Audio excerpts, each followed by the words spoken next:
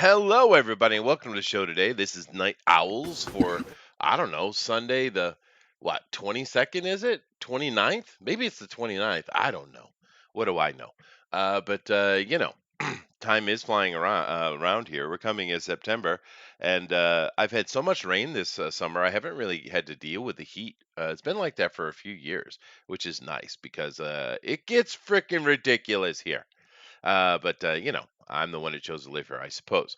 Nevertheless, hello, Eric. How are you doing today? I'm doing good. That's good to hear. That's good to hear. And do you have anything interesting that happened this weekend? Really dull weekend. It's been hot and sticky here, but other than that, Well, hot and sticky. It's that's I try to avoid that. Well, oh, mostly. depends. Yeah, Yeah. it depends. It depends. But It's actually interesting that you say that because this weekend, I other than going to the restaurant's last day that is closing, I stayed home and I played a lot of video games. I was telling you, and it wasn't hot and sticky at all. Good thing. Yeah, no, it is. And I tried the new Humankind. That's a new Civilization game. You guys like those kind of things? Oh yeah. I do like those kind Yeah, I love those kind of things. Now, the people kept saying this is a civilization killer. It's a civilization killer, and there are a couple of interesting different things that they have in there. I said, okay, that's nice, but it is definitely not a civilization killer, and I'll tell you why. Because I love those kind of games. I played this game on their extreme mode, their nightmare top level difficult mode, and I beat it in 6 hours. So yeah, it's of. nowhere near civilization, dude. Nowhere near. Uh, so I don't know what they're claiming. But it did have some fun things. It is kind of pretty, which is nice. It's nice. And But it's weird though. And It's weird in a not maybe not a good way. I'm not sure. I'm still kind of hung out on it. I only spent $50 on it, and I think it will develop over time. I think we'll get a lot of DLC for it. But basically, what they've done with the game, in Civ, you you choose, your country, Egypt or Mesopotamia or America or whatever, and you build yourself out through the ages over 300 turns. Well, this one is 300 turns as well. Okay, it's the same thing, but you make your own character and your own tribe, and you name it. That's cool. That's different. But what happens is throughout time, you adopt different government styles, and all of the perks and stuff come off of what you choose. So as you go through age, maybe you'll be the Egyptians, or you'll change over and be the Malaysians or the Scots or whatever, right? So throughout Gotcha. time, you're constantly being other countries. It's off-putting. It's weird. Yeah. It is weird. You guys tried it out yet? Oh no, yeah. Nope. Yeah, well, I've been waiting for it, so I don't know. We'll see how it goes. But all this nonsense of people like, oh, it's a civilization killer. I mean, talking about that for months. No, it ain't. No, it ain't. There's no way I could put it on hell mode, and I could beat your game in 6 hours first time through, and you're going to tell me it's better than Civ. That's insane, right? No, I am one of those players. I'm that dude who plays those games. But still, I mean, come on. I still can't beat Civ on that hard mode every time, right? Yeah, you have to get pretty lucky sometimes. Yeah, you do, dude. Um, but Anyway, and then of course I also played some Patron, another one I've been waiting for a while. They both came out at the same time. It was kind of interesting. And Patron is basically Banished. You guys ever play Banished or Oh yeah, Ostriv, stuff like that? Yeah. Um, I think people saying that's Banished 2.0. I agree. I agree. I think this game might be developed by a single person as well, like Ostriv was. But It's new. It's got polish needs to come. It's got things that'll come over time, but that game is badass. It is really good game. I like it a lot. Um, it's more detailed, more specific than Banished is. Out of the two, I would suggest Patron over Humankind. But Anyway, Let's see, The thing Hellrod. that's always bugged me about Civ games is you don't evolve. Meaning you start off with a city, right? Then you get a second city, and you get your cities up, and that's all well and good. But then when you get to the later game, it shouldn't be about cities anymore, right? It should be like about basically what would be effectively like states or provinces, and it doesn't do that. It No. just the cities are still all that matter, and that's not reality by and large. That's true. I think it would be pretty cool if because especially the 6 has the hard eras, right? Ancient, classic, medieval, whatever. After one of the eras, probably Renaissance, it shifted from being a city focused game into like a regional conquest game, like Total War or something. Yeah. That would be pretty awesome. Because there's other games that are like it that have a similar system where you can settle a city wherever you want. But then once you settle that city, you get the whole region, which is, it's a predefined area. I don't know if I want to necessarily do that, but it would be pretty cool to be able to. So, like your capital, all of the area around it becomes a territory. And then if there's space in between your cities on the same continent, it just fills in and becomes yours. Right. I mean, depending on the size, obviously, but generally speaking. Because it's just one of the things that's always bugged me is when you play Civ, there's always empty space. Always. Unless you're playing with a ton of AI to just fill up every little speck, there's always empty space, and that's not how reality is either. Pretty much all the land on the planet is claimed. That's So, yeah. Well, I just, it's just a pet peeve of mine. well, this game solved that problem in a way. You can absorb outposts into your city and even cities into your city. Nice. So you can absorb areas and make them more, regionally manageable. You Yeah. can do that. Also, in this game, by the end of the game, because I played it 3 times so far, you can by the end of the game, every piece of land is claimed without question. Good. Yeah, so those two things they did address, not directly, indirectly, but they did address those. Like I said, it's not a bad game, and I think it has plenty of room to grow. It's just, it's definitely not a Civ killer. I don't know what these people are thinking, right? Because there's no way you can. This is a launch game too, right? This is full launch. This isn't like an alpha or a beta. They had that, but I usually I get into some of those, usually MMOs, but not much anymore. So this is a full launch day one, game, and there's no way I should be able to, 300 round your Civ game on hell mode day one. It's ridiculous. It's insane, Yeah. right? And even though I'm really good at that kind of management and that kind of economic stuff, I mean, I'm good at that. Still, though, right? I mean, I don't know. Yeah, that's something you're definitely not doing with a Paradox game. No, and I play these games all the time. It's the main kind of game I play, right? So, Yeah. anyway, Elrod says, "Yuck! This sounds like the most boring Street Fighter game ever." It would be. It would be. Hi, Flying Saucer. Hey, lady. Nice to have you guys in here. Please definitely do us a favor and share this out so we can have a few more people in here to chat with. We are going to be talking about things other than video games today. I just want to talk about my excitement. Eric sounds like he had a boring weekend, but how about you, Thundera? Oh, I had a great weekend. I get to deal with the IRS on Monday. Yay! Yeah. Luckily, it's only the regional, like my city's branch, but it's still the IRS.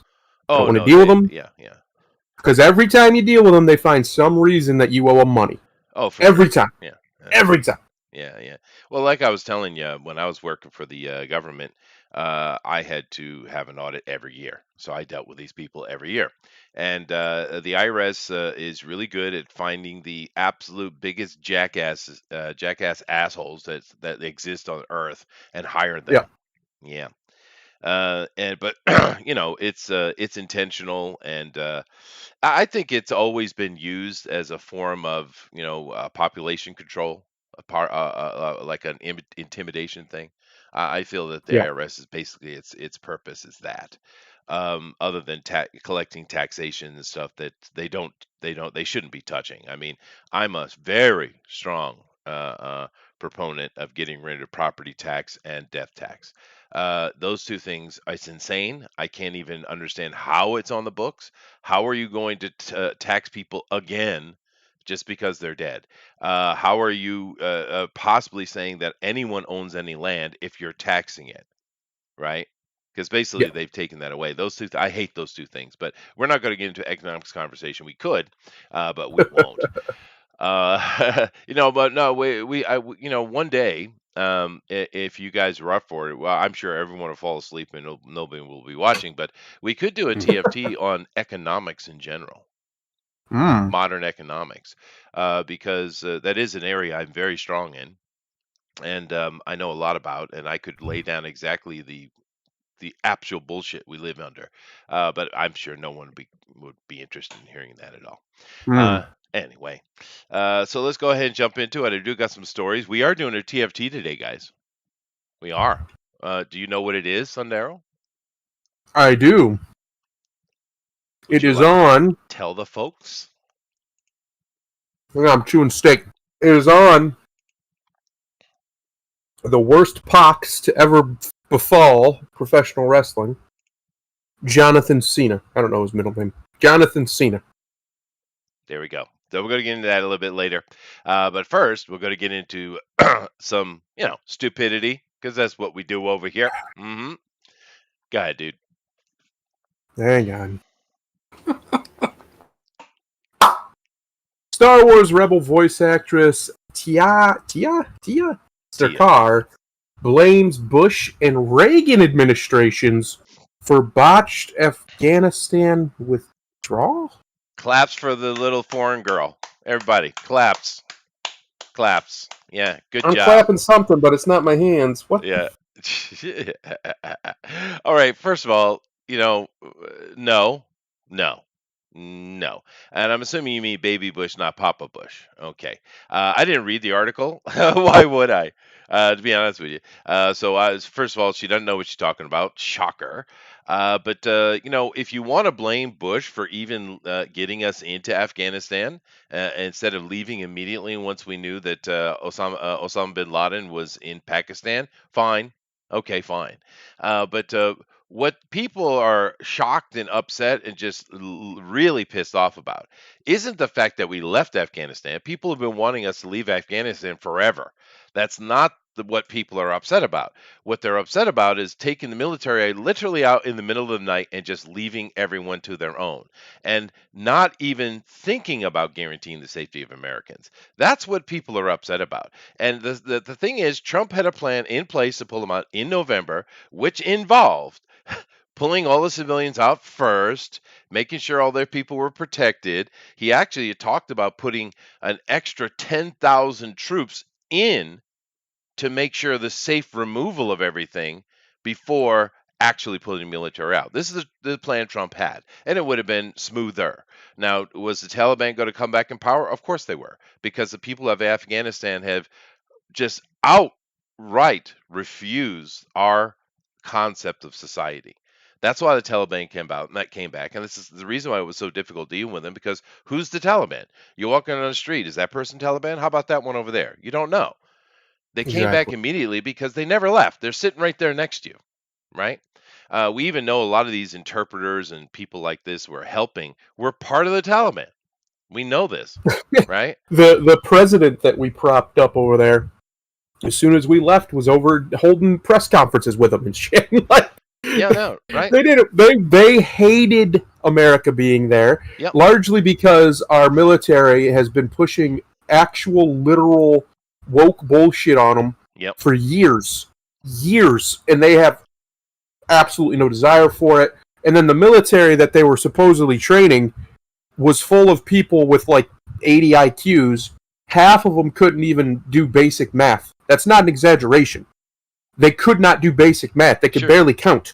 These people. These are primitive cavemen. Of course they are. Yeah. But they're very capable in their terrain, though. I mean, because they're very good at killing.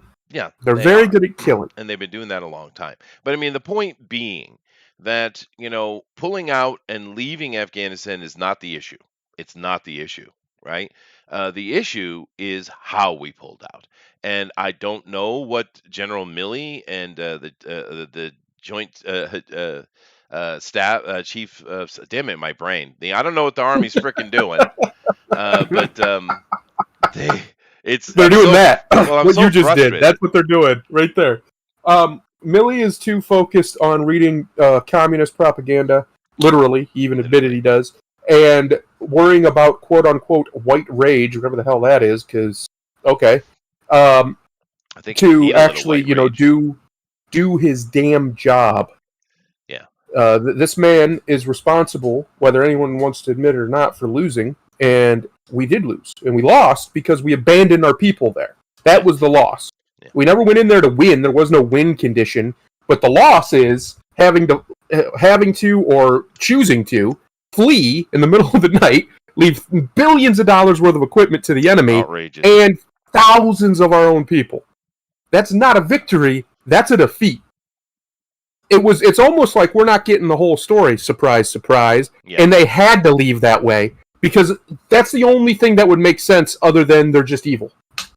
I don't know what evil or incompetent or both. Incompetent evil. That sounds like the worst kind. Yeah.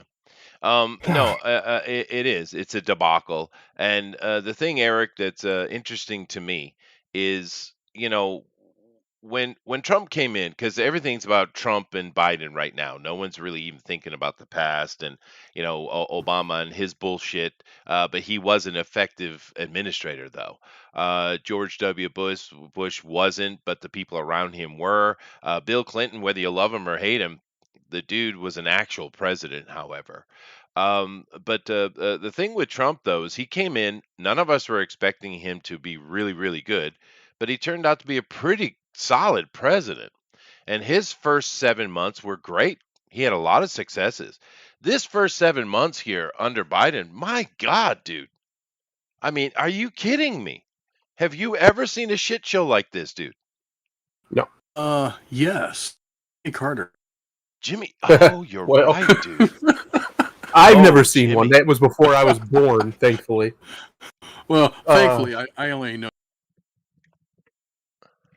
Well, I Chester and I think- both were so young when he was president. Yeah, no, we were, but you couldn't get away from it on the TV, right?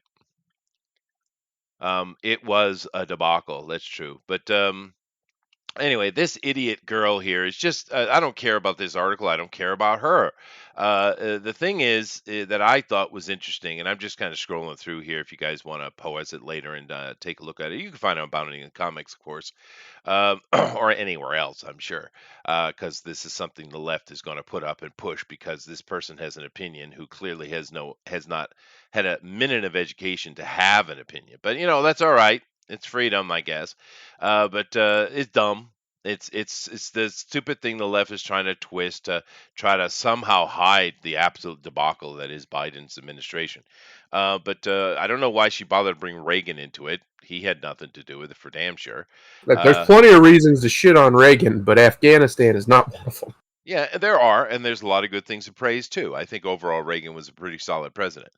But anyway. Except you can't own a fucking automatic because of him. Oh, Can't and own a also, machine gun anymore. also all the immigration he just naturalized all those illegal immigrants and stuff like that. There are plenty of things to complain about Reagan, sure, but I'm saying there's more good than bad. Is my point. I actually think Trump was overall a better president in his 4 years than Reagan was. I mean, Absolutely, because he had everything question. he did was pretty positive. I can't think of a negative. Can you, Eric? Off the top of my head, Not really. There are a couple of questionable things. The but- bump stock ban was Yeah. dumb, virtue signaling bullshit. His pushing of the vaccine only strengthened these tyrants' cause. Mm. Him clearly wanting to come out against masking mandates, but didn't because politics.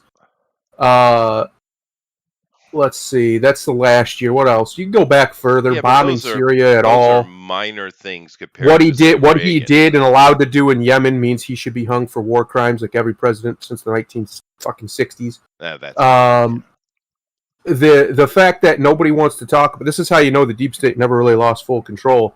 Nobody even knows what's going on in Yemen. Most people, no idea. They have no idea that the United States is involved in a genocide. None. Right now, happening today, still happening.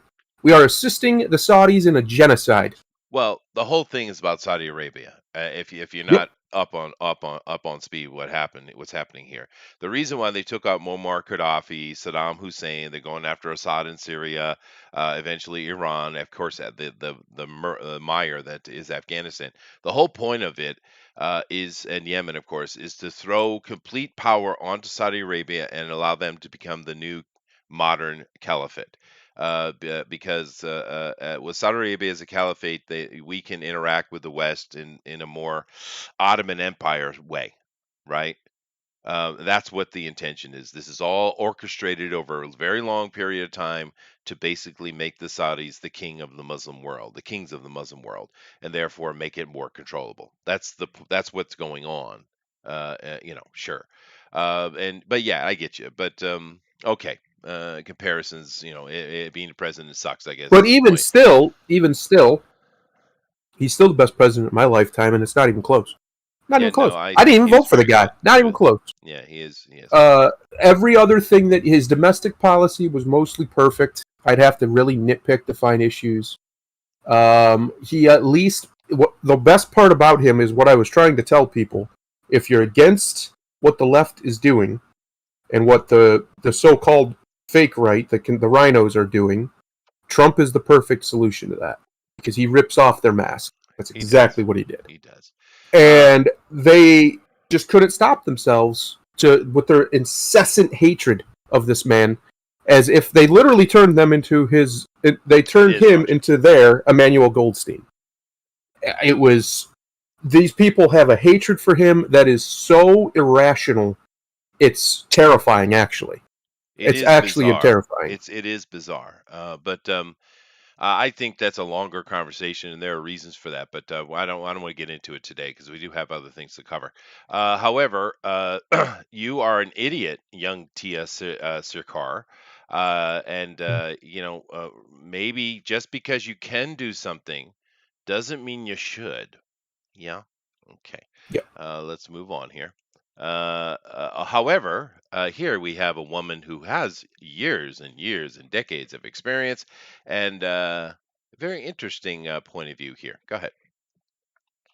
Star Trek The Next Generation star Marina Sirtis claims people have been, quote, trying to cancel me for years, end quote. What? Okay. Now, Eric and I probably know her a little bit better than you do. Not just She's looking a little rough. she is. She's older. She is older. Yeah. But you got to keep in mind. She first of all, she is a liberal. She's just more of a classical one. Other than this, yeah, I don't know. I think we just call the moderns progressive. Don't even call them liberals. They're not. Communists. They're communist. Yeah.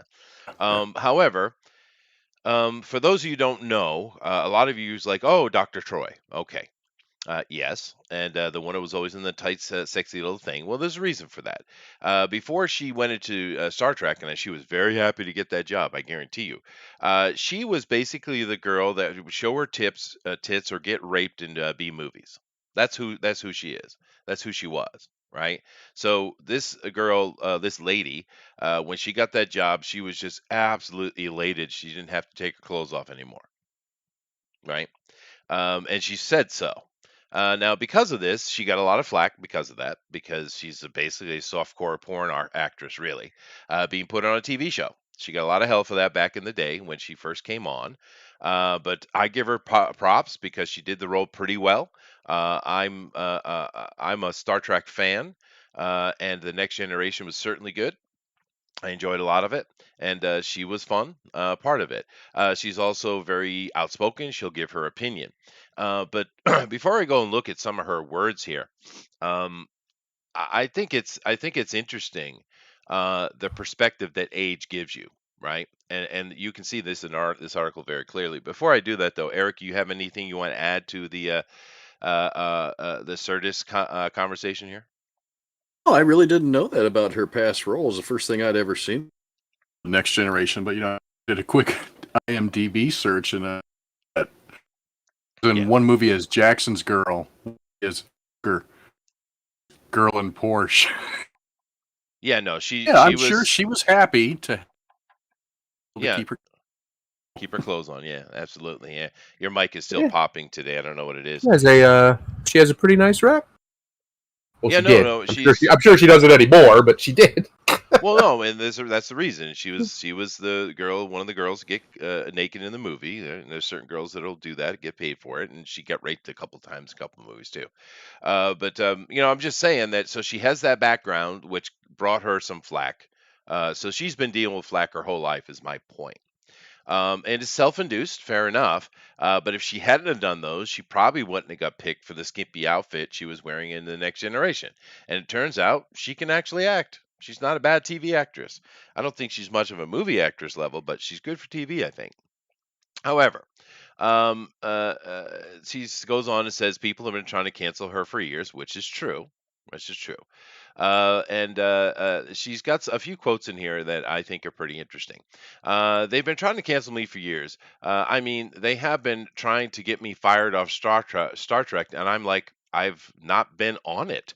There's no such thing as being on Star Trek anymore. That's true. Um, and she says, I get a lot of hate on Twitter because I'm opinionated, the actress added. But people do try to cancel me. The thing is, it only works if you pay attention. Yeah, it's very good. I think it has destroyed society, if I'm honest. I'm a confrontational in the flesh. It's very easy to be brave hiding behind a silly profile pic, or if you have one at all, it's very brave. That's sarcasm if you can't pick it out of my voice. I just thought this is getting really old now. I'm not loving this anymore, she concluded. You can't even say something totally innocent without someone being a total idiot about it. True. Very, very, very true. Trump and Brexit are both about immigration. That's the bottom line, the actress told a reporter. It's somewhat about it. And you know what? We've got to stop using euphemisms like I just did. It's all about immigration is a euphemism for racism. All right, see. So here we go. So this is a liberal woman without question. However, she's not insane, right? And her comments are the most common human thing to say. But I think what it puts out, this is what I liked about the article. It shows that even a liberal can have common sense. And the people today who are making all this noise, I know it's a hard statement to swallow. No, But no, it's not true. But go ahead. well, no, I think this is making a distinction between a classical liberal, or maybe we should just call it a libertarian, and what's going on right now. Because these things I just read, these are, of course, they're common sense. This is normal stuff, right? And she's right. She is right. But the funny thing about it is that this woman has been under cancer culture her entire career, dude. Her entire career, decades of it, and she just doesn't give a shit. And that's Um, something nice about that, isn't it? I guess, but the only reason she doesn't give a shit is because they haven't succeeded. And she Maybe. would be the first one out there throwing people like Alex Jones to the wolves, saying that anybody who wants better immigration is a racist is retarded. It's Yeah, utterly no. retarded. She's a liberal. I said so. Yeah, But so a retard. Yeah, gotcha. Thank you. yeah, Those synonyms. yeah, fair enough. You can't have takes like that and not have me call you a retarded. It's that simple. That's it. You can have good takes and be a liberal. Glenn Greenwald is an example of one. Sargon of But you Akkad. can't.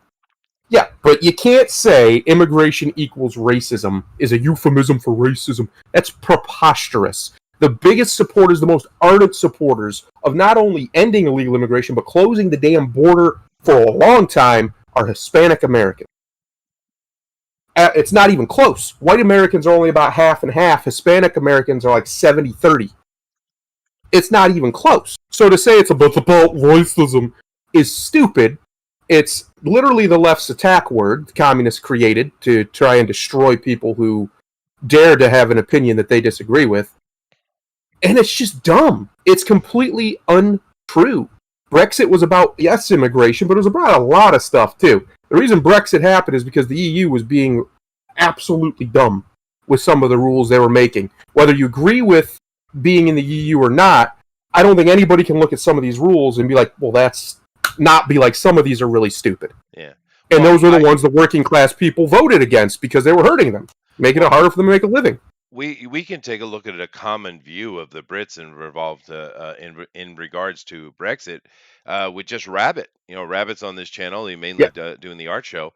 But the other day I was making some comment offhand, Eric, and I was like, "Well, what do you Europeans think?" I called them European just out of hand because they are from our point of view, and he immediately was like, "I'm not European." I was like, "Ah," it was an Good for interesting him. response. They don't see themselves that way. Oh, they never have. But Yeah, for years. I still think that it's an interesting article, though, It is. because you know the most important thing she said in here is she doesn't pay attention, and that's really what it is. And her career is over anyway. She's not working on anything. Well, she's your typical ignorant liberal. The vast majority of them, the reason they have the contradictory opinions aren't because necessarily they're hypocrites. It's because they're ignorant. They don't know what they're saying. They don't get their opinions from themselves. They get them from propagandists who want to control them. And there's, by the way, right-wingers aren't much better. The reality is the country, the world really, but especially America, is controlled by differing streams of propaganda. And most people are incapable of looking at data as data. They look at it and they become emotional. I'm no more guilty of it than anybody else, or less guilty of it. But that's just reality. That's how people view the world. So she doesn't even understand what she's saying is ignorant. She thinks it's some deep thought she's had that she didn't even have. She heard it somewhere on some TV, some liberal mainstream source, or what have you, and boom. It's her. Basically what I'm saying is her opinions aren't even her opinions. And you know that because they contradict each other. She's out here talking about, well, they've been trying to cancel me for years. I just ignore it. But if you're against immigration, you're a racist. Yeah, That's a contradiction.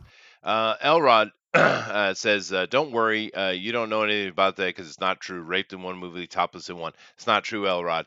I've seen an interview with her, and she's probably unlisted in a bunch of movies because she said she did a lot of them. So she's probably unlisted in a lot of stuff. Her data page will show those two movies, but from her own mouth, she did many. She did many, and that's why I said sort of porn because I think that's what she was alluding to. That's the real problem here, right? Is people like her are 100% okay. I don't know what my dog's barking at. Are 100% okay with it when it's not directed at her or her people, her friends.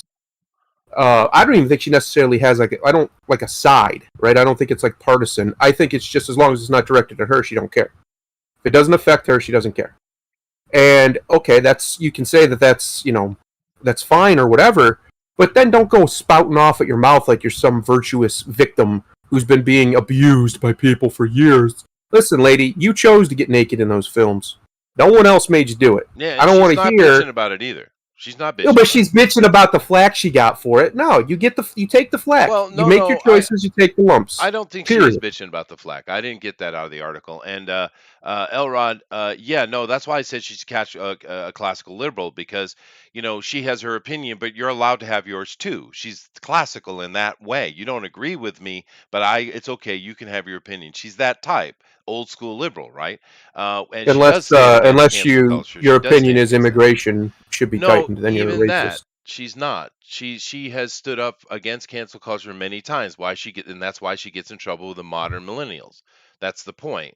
And that's why I said that, Elrod, because yes, she is a liberal, but she will literally fight and hurt herself for your right to have your opinion. No, she won't. Yes, she will. She's done it several times, dude.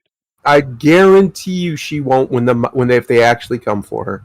Getting flack on Twitter is not them actually coming for her. Most people I've been a lifelong communist if they come to the door with a gun, of course. Most people aren't Alex Jones, is what you're telling me?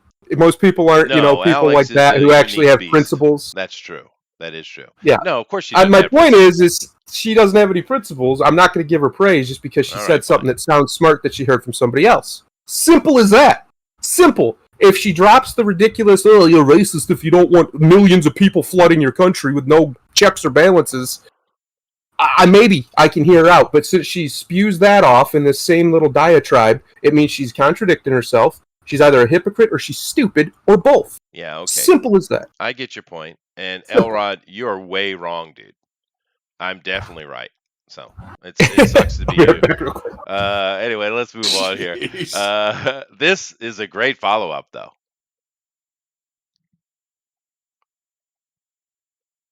Did we break Thundero? I think we broke Thundero. Are you still there, I Eric? did. I'm here. Huh. He's- He must have had to go do something. FX's Y, the last man on Yeah, you're roboting like mad Really? today. I'll take care of it. Yeah, I don't know what's Okay, you going go. on with your mic. FX's Y, the Last Man series, will take on questions of representation and blow up the gender binary. Now, Eric, the word "blow up" the gender binary is used, I don't know, 3,000 times in this article. And as I go through and read some little quotes out of this article, I would really like you to focus on and somehow find a definition for what blowing up the gender binary means, please, because I'm a bit confused. But anyway, if any of you guys have read Why the Last Man, it's a fun book. Some people might like it or not, but I thought it was fun enough. Clearly, these people haven't read it. So, here we go. Oh yeah, I saw this stuff. Yeah, FX is why did you already read the headline? I did. Oh, okay. Let's see here. So we're going to blow up the gender binary. All right, good. All these ladies are going to blow it up. So, the showrunner here, Eliza Clark, and others, they're putting on this show. During the panel, they said gender is diverse, and chromosomes are not equal to gender. If you say so. In the world of the television show, every living mammal with a Y chromosome dies. That includes many women, and it includes non-binary people. It includes intersex people. Well, first of all, this non-binary is a nonsense thing. And women with a Y chromosome would be called intersex, which is why we have the word. They're not separate things. And the number of them on the planet can literally be put in a classroom. Yeah. Right. Yeah. So don't this many is bullshit. Well, Okay. it's this nonsense they try and do, right? Where they try and classify the majority by the extreme minority in most cases, Yeah. No, they're or excessively right. reclassify it. Because when we say things, like normal or typical or general, this doesn't mean all. They're not synonymous with all or the complete or the totality. They literally mean just most, and usually mean very most, like the vast majority. But they try and play these little semantic little weasel games and take you out of your context you're saying to demonize your position because it's about power. Really, they don't give a shit about this stuff. And it's ridiculous when we say things like humanity's a dimorphic species, a sexually dimorphic species. Yeah, okay, there's exceptions, very very few of them, but they do exist. But that doesn't change the fact that your normal, average human being is dimorphic. Yes. Just like it doesn't change the fact that your normal, average human being has 5 phalanges on their hands, right? It doesn't change anything. If somebody has 6 or somebody's born with 4 or somebody's born with none, it doesn't change anything. That's not how we classify things. This outrage, I guess, that they get over just basic classification used simply for brevity more than anything is hilarious to me because they don't have any real problems, obviously, or they would be focused on them and not on ridiculous semantic games. No, true. But that's normal bullshit. Anyway, it talks about how the comic is following Yorick and his Capuchin monkey ampersand. And the fact that everyone with the Y chromosome is dead. Yorick said that. But there's also Dr. Matsumori is also alive. Yeah, spoilers. Jesus. She said, "We are making a show that affirms that trans women are women. Does it? Trans women are men. Are they? Non-binary people are non-binary. And this is part of the richness of the world we get to play in. Is it? Didn't you just say every one of the Y chromosome dies? Okay. That means your transgender men are dead too. But in this movie, I guess they're not. In this TV show, okay. Oh Um, my god, I uh, love it. I love how anti-science they've yeah, become yeah. to push this stuff. And I guess the Amazons, which are a group of women in the book, actually, there. I don't know if I don't remember that happening, but a training woman is killed, and they didn't know she wasn't really a man. Oh, okay. Um, let's see, where was it? This other one thing I want to read. That's here we go. She says she would also explain the show plans to blow up the gender blind binary. There it is again, Eric. They use this a lot. That was part of the challenge because we love the source material on one hand, and on the other hand, on the other, we recognize the opportunity to really blow up the binary. There it is again, because of the source material we have been given. So you're going to take the source material and not follow it at all. That's what you're saying. Okay, good, good. Um, anyway, and it goes on with this same bullshit. Why the Last Man TV series is going to be ultra woke on the absolute peak of Everest, Thundero Yeah, level of wokeness, and it's too bad too because if you read the book, it's pretty good. But you know whose story it is? Do you know whose story that is? It's Yorick's story, and I guarantee you they're just going to abuse the hell out of whatever boy they get to play that character. of course. Yeah. Of course. Yeah, no, it's. I would say it's a shame, but it's not. Because if you make something like that to begin with, you're kind of asking for it to be abused by ideologues. Um, because, I mean, it's an ideological position you're taking, whether you know it or not, especially when you have these people who base huge swaths of their identity, if not all of their identity, on gender, which to me is just shallow. It's just so utterly shallow and pathetic. But whatever, let them can do what they please. But these kind of shows here, they're designed to do one thing, and that's to appeal to woke liberals, to awfuls, Uh-huh. affluent white female liberals, and they never do. They never succeed. How many No. of these kinds of shows have they tried in the last 5 years? 20, 30? Every one of them failed. Every Oh one, yeah, they do. without And question. most people don't know this comic, so they're already attacking it. Yeah. So, Yeah. yeah, the people think of this as just as some original woke and good enough. Eric, what do you think about them taking yet another comic book story and bastardizing it? Nope. Is Eric here? We losing? Nothing. All righty. I don't want to sit here and beat on it. Of course, this is what they're doing. Obviously, they couldn't pass up the opportunity to have all men dead and not do something. This is going to be lesbian orgy fest. Is what this is going to be. I guarantee it. Have at it, FX. Have at it. Anyway, this is much funnier though. This idiot. Shang-Chi star claims Marvel film will change the world. Finally give audiences an aspirational Asian character. All right, now my question on this guy Simu Liu is very simple. Is he that absolutely dumb, or is he just full of shit? Because Yes. obviously, the list of Asian actors that could be possibly seen as aspirational is long, and they've been in cinema very long time, Simu. And not just in Asia, in the West. Yeah. There's a huge, long list of Asians in movies and TV, dude. A long list. But yet, he's the first. He is the one and only. It's the first time ever that an Asian person will be brought to the fore. This is the idiotic thing he just said. And I can't even, dude. I mean, I Yeah. don't even have to mention them. Your head's already full of a dozen, right? So many.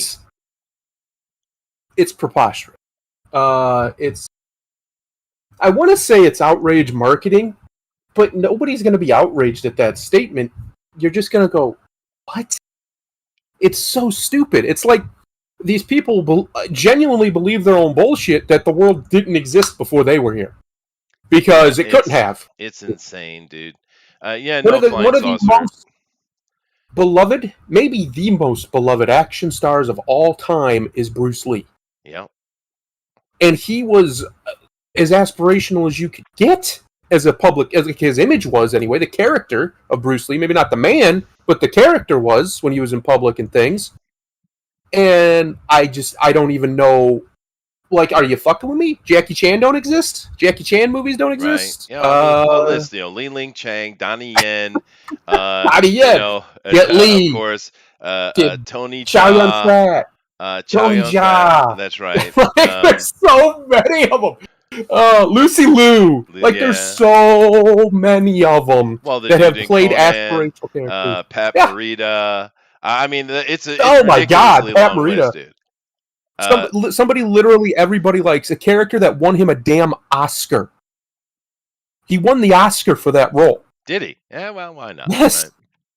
Right. And Mr. Miyagi is that beloved. He's that beloved, and he'll always be that beloved because he's a fantastic character. Beautifully told, and you don't get more aspirational. The whole point of that movie was to aspire to do more, to be better. That was what he was trying to teach Daniel the whole time. That's right. Aspire to be more. Yeah, but do you think this guy is really that uninformed? No, it can't be. It's impossible, right? No, it's a weird attempt, dude. A weird attempt at outrage marketing, and it's dumb. It's just dumb. It is weird, dude. You have Bolo Young. Jiminy is mentioning others. There's so many, dude. But I mean, even you had Amiyumi, the Puffy Girls from Japan, had their own anime show, right? Yeah. I mean, the list is huge. Now, if you're from India, for instance, and then okay, fine, you get Apu. Okay, so maybe there's a fair statement there. But if you're a black, an African of African ancestry, European ancestry, or Asian ancestry, you are well represented. And I mean Oriental ancestry. If you're an Indian, maybe not. Middle Eastern's got plenty of characters. I think it's just India. Maybe Bangladesh. Maybe you don't get much representation in the West. Maybe. But I mean, there's a reason for that. There wasn't a lot of them. There's more now. It's more recent. We're seeing more now, right? We are seeing more. And this girl over here, the ugly Asian, because you can't have pretty girls in movies anymore. This ugly girl, Aquafina, she's under fire more than he is because she does blackface. Essentially, she does black scent, they call it, which is ridiculous. But like yo, she does that kind of stuff, and I suppose she's a comedian. And the black community hates her with a passion because she's like a fake black yellow girl. I get so sick of this notion that it drives me absolutely nuts that you have to have the same skin or even genitalia as a character or a person to aspire to what they're putting out, to look at them as a icon. That's utterly ridiculous. Nobody actually thinks like that but these weirdos. Nobody does. Nobody. Everybody growing up in my age group and in your age group had a diverse and inclusive group of stars to look up to that we all loved for varying reasons.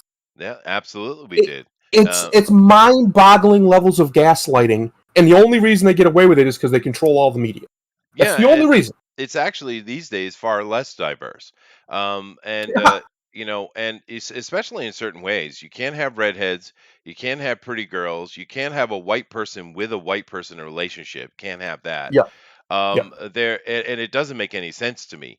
You do realize that I'm weird.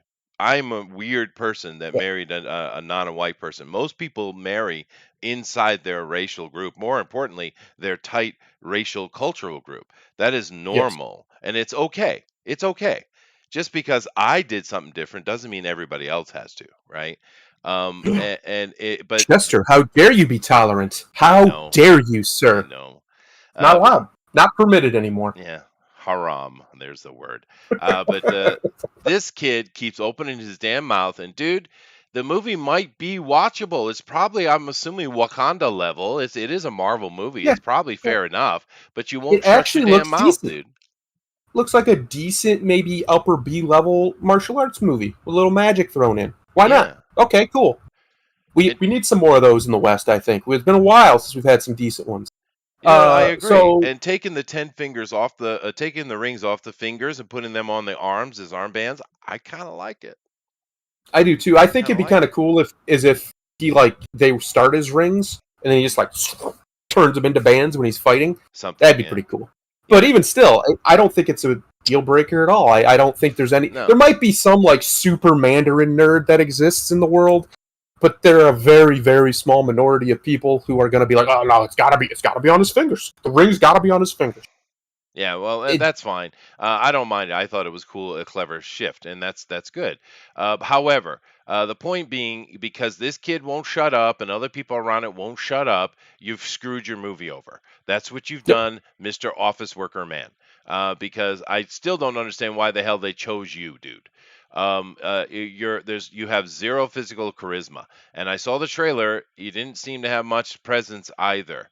But I don't really know that. But physically, you don't get anyone's attention. This is why China literally told you that we don't want your movie because you're ugly. Yeah. Now, I'm not going to defend They've China been because telling how fuck they did them, that. but you know what I mean.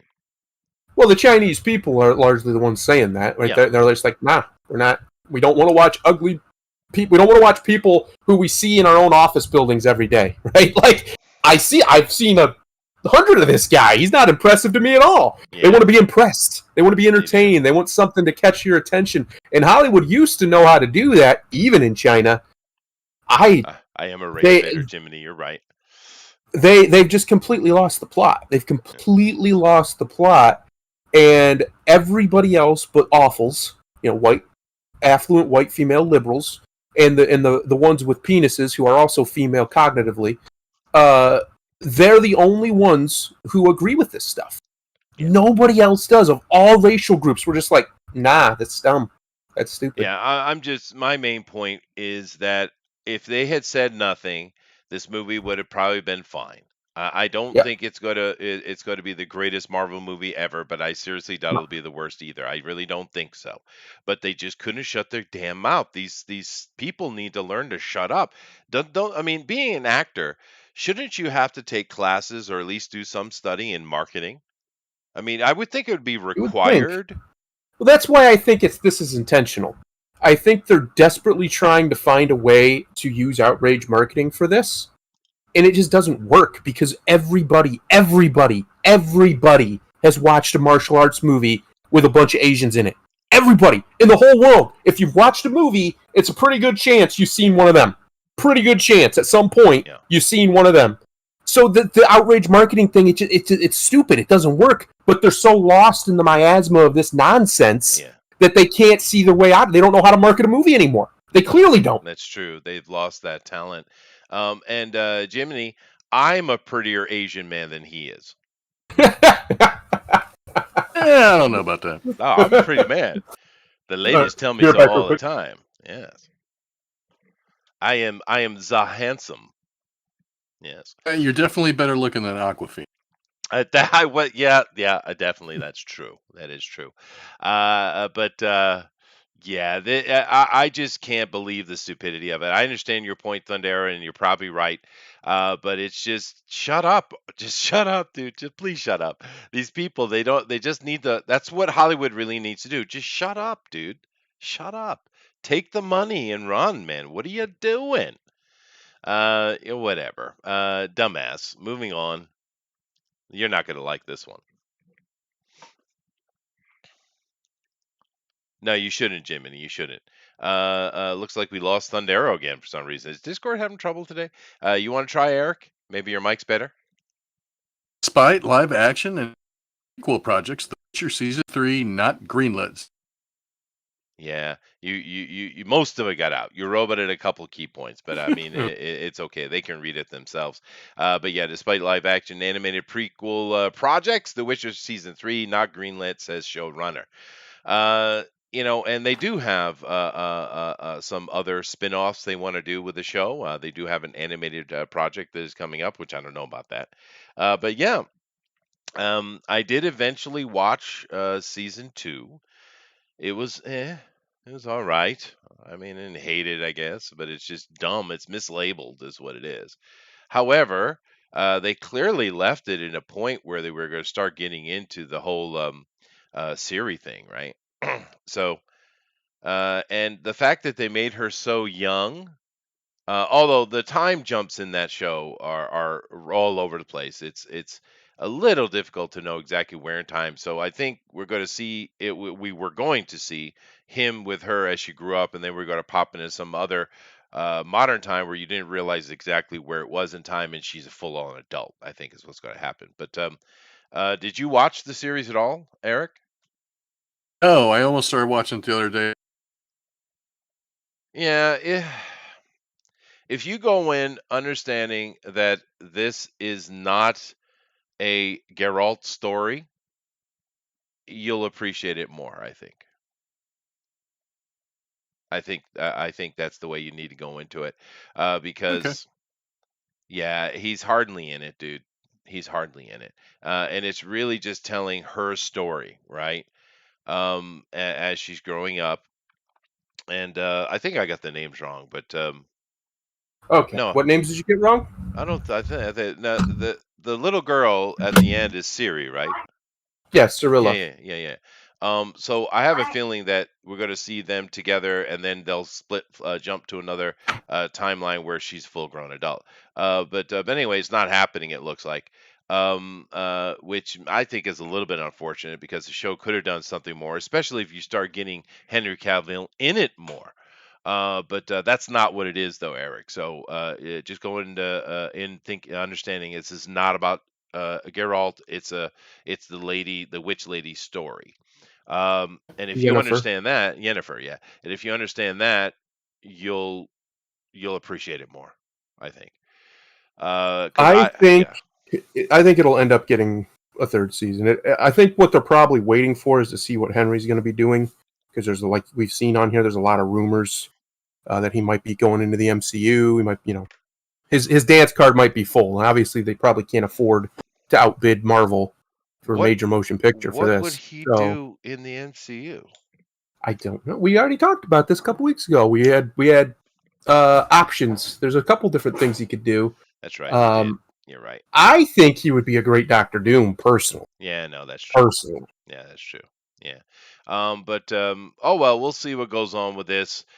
I didn't hate it. I just wish it was labeled more, like it was called The Witcher: The Rise of Yennefer or something like yep. that. And my perception was different going into it. I probably would have enjoyed it a lot more because I was They frustrated could because have I called kept it wanting Henry. they could have called it the Witcher and the Sorceress or something, right? So to make her more of a bigger part of it. But I understand why they didn't do that. It's because that's the branding and da da da da. But no, I agree. Henry was great as he always is. He was fantastic as Geralt. He killed it. He I did. would love for them to He do a did. 3. And there's some really cool stories in the series that would make great episodes of television, and we may never get them. And that's a Well, shame because I think Henry would kill it. yeah, but I just want the opposite of what we got. I would rather have 90% Geralt, 10% other things instead of what we got. That's the problem. But well, we'll see. And I think you're probably right because I think overall it was successful. But for fans, it's not good news though, dude.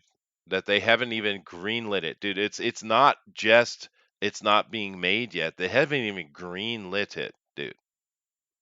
And keep in mind that HBO is busy with or is this Netflix or HBO? It was Netflix. So I don't know. I don't know what to tell you. But whatever. We'll see. It is sad though. Let's move on. This I thought was interesting. Go ahead.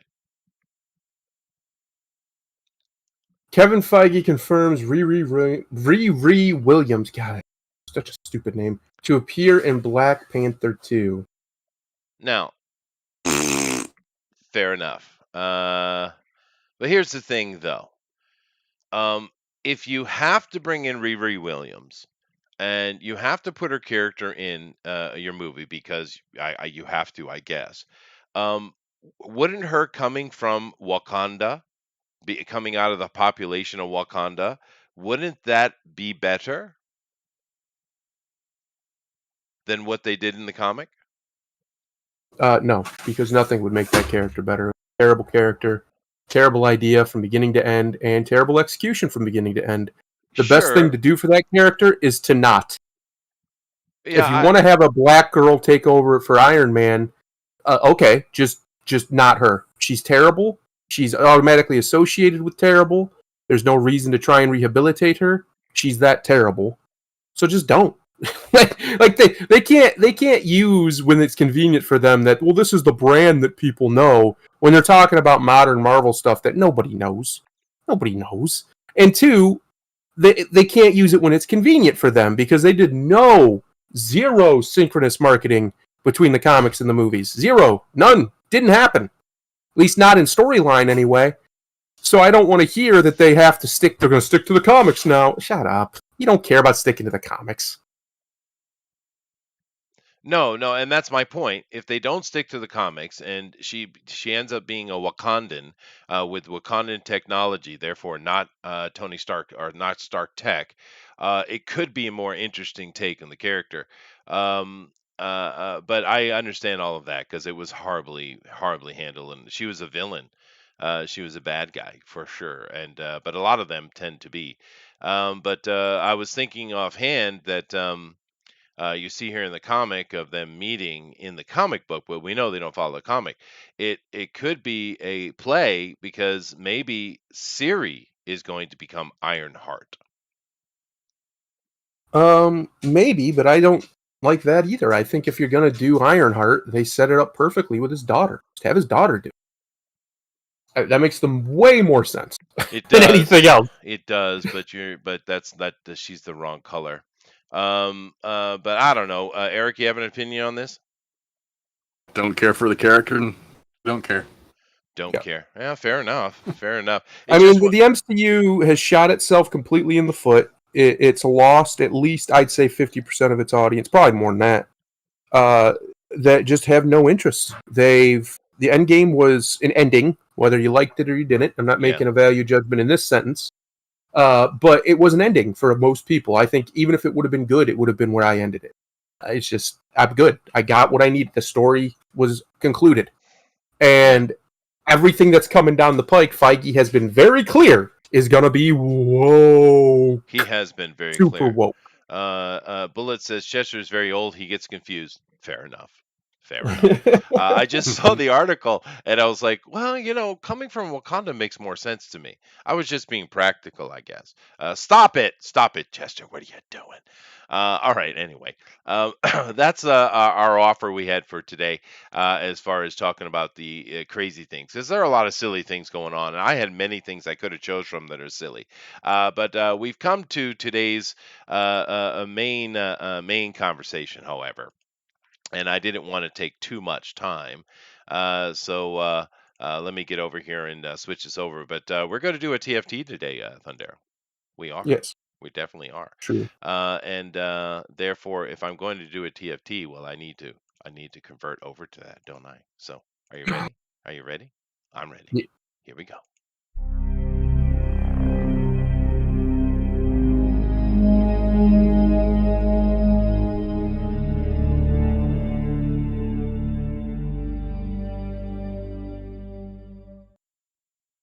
All right, our TFT segment today is talking about the man, the myth, the legend, John Cena. Now, I'm going to give a little bit of a history, a prologue to this guy. Then we're going to let Thundero give his opinion. I did do research. I absolutely went and researched this fella. And so let me lay it down, and then we'll get into the conversation. Okay. So John Cena was born in April 23rd, 1977, in Newbury, Massachusetts. So he's up from around my area, a little bit younger than me. Hmm. Now Cena has had a pretty interesting career. It went for a very, very long time, and Still going. still going in a way. Although he's definitely taken kind of like what The Rock did, he took kind of a step back. There are some interesting statistics here as I kind of go through this, just to kind of give you an off the mark count. You have someone like say Steve Austin, who was a lot of fun to watch. He had 1,407 matches in his career, right? Yep. You had Hulk Hogan, 2,065 matches in his career. It's quite a bit. Shawn Michaels, whether you like him or not, 2,069 matches in his life, and of course Randy Savage, Macho Man, had 2,110 matches in his life.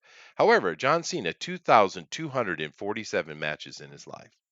Now, Hmm. one thing that I found as I was doing researching, and I need to preface this by saying this. Uh, I know I saw John Cena from the beginning of when they were introducing him, kinda. I didn't really pay attention to him till a little bit later, because uh, the time between me watching wrestling and coming back to wrestling because my son was interested in it was quite a gap. I missed a bunch of stuff that was going on in there. A lot of that early Attitude era stuff, kinda.